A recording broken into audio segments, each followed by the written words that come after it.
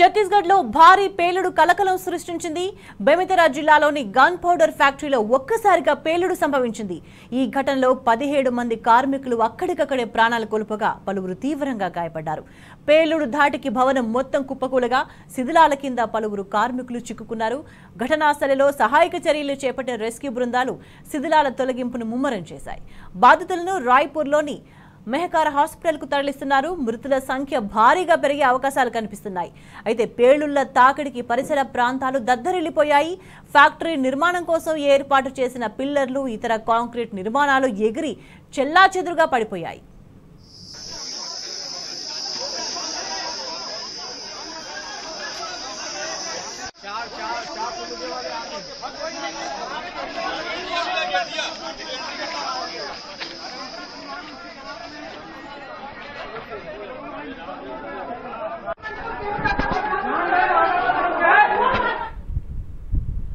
ఛత్తీస్గఢ్ పేలుడుకు సంబంధించి మరింత సమాచారాన్ని మా ప్రతినిధి సామా మనకి ఫోన్ లైన్ లో అందిస్తారు. సామా, పేలుడు ఎట్లా జరిగింది, ప్రస్తుతం అక్కడ పరిస్థితి ఏంటి? ఛత్తీస్గఢ్ బేతమేరా జిల్లాలో ఉన్నటువంటి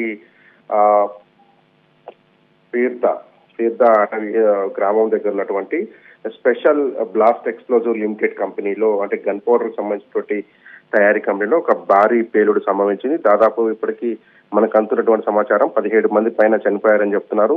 పదుల సంఖ్యలో దాదాపు 20-25 మందికి పైగా గాయపడేట్టుగా చెప్తున్నారు. 12 మందిని అయితే రెస్క్యూ చేసి రాయ్పూర్ ఆసుపత్రికి తరలించినట్టుగా చెప్తున్నారు. మృతుల సంఖ్య మరింత పెరిగేటువంటి ఆస్కారం ఉందని, ఎందుకంటే చాలా తీవ్రమైనటువంటి గాయాలతో వారంతా ఆసుపత్రిలో చేరినటువంటి పరిస్థితి కనపడుతుంది.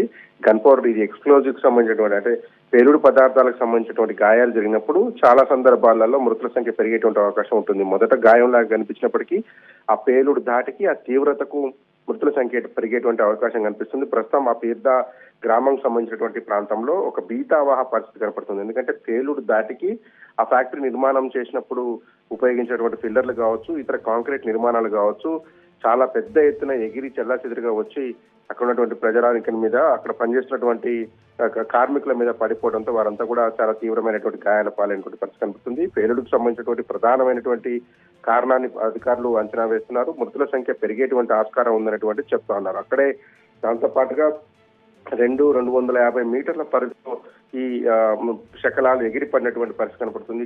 అందులో ఉన్నటువంటి ఐరన్ రాడ్స్ కూర్చుకొని చాలా మందికి గాయాలైనటువంటి పరిస్థితి కనిపిస్తుంది. వారందరినీ కూడా రాయ్పూర్ ఆసుపత్రికి షిఫ్ట్ చేస్తున్నారు. ఛత్తీస్గఢ్ ప్రభుత్వానికి సంబంధించిన అధికారులంతా కూడా ఘటనా స్థలానికి చేరుకోవడం, అక్కడ సహాయ చర్యల్లో ముమ్మరంగా పాల్గొనడానికి పరిస్థితి కనిపిస్తుంది. ముందు అక్కడ ఉన్నటువంటి ప్రజానికాన్ని రెస్క్యూ చేయడం, అట్లా అందులో చిక్కున్నటువంటి కార్మికులను బయటకు తీసుకురావడం అనేది ఒక ప్రధాన ఎజెండాగా కనపడుతుంది. ఎందుకంటే శిథిలాల కింద కూడా ఇంకా పెద్ద ఎత్తున కార్మికులు ఉన్నారు అనేటువంటిది ఒక అంచనా ఉంది. ఎంతమంది ఉన్నారు, ఆ సమయంలో పేలుడు సంబంధించినటువంటి సందర్భంలో ఆ ఫ్యాక్టరీలో ఉన్నటువంటి కార్మికుల సంఖ్య ఎంత అనే విషయంలో క్లారిటీ ఇవ్వడం లేదు ఛత్తీస్గఢ్ అధికారులు. కానీ చాలా పెద్ద ఎత్తున ఉన్నారనేటువంటి సమాచారం అయితే చెప్తున్నారు. అంటే మృతుల సంఖ్య పెరుగుతుంది అనే దానికి ఇండికేషన్ గా ముందస్తుగా చెప్తున్నారు. ఇది ఒక భీతావహ పరిస్థితి కనపడుతుంది.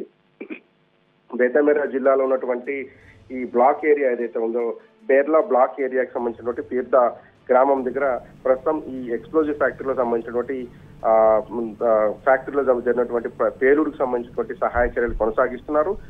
అట్లాగే అక్కడ ఉన్నటువంటి రాయ్పూర్ ఆసుపత్రి నుంచి మెరుగైన చికిత్స అవసరమైనటువంటి నేపథ్యంలో వారందరినీ తరలించడానికి హెలికాప్టర్ కూడా సిద్ధం చేయాలని ఛత్తీస్గఢ్ కి సంబంధించినటువంటి అధికారులు ఆదేశించారు. ప్రస్తుతం అక్కడ ఒక విషాద సంఘటన కనపడతా ఉంది. అట్లాగే ఆ శిథిలాల తొలగింపు కావచ్చు, ఆ పేలుడుకు సంబంధించినటువంటి తీవ్రతను తగ్గించేందుకు మిగతా ఎక్స్ప్లోజివ్ ఫ్యాక్టరీలో పేలుడు విస్తరించకుండా తీసుకోవాల్సిన జాగ్రత్తల మీద అధికారులు కాన్సన్ట్రేట్ గా పనిచేస్తున్నారు. స్వేచ్ఛ. రైట్ సాంబా.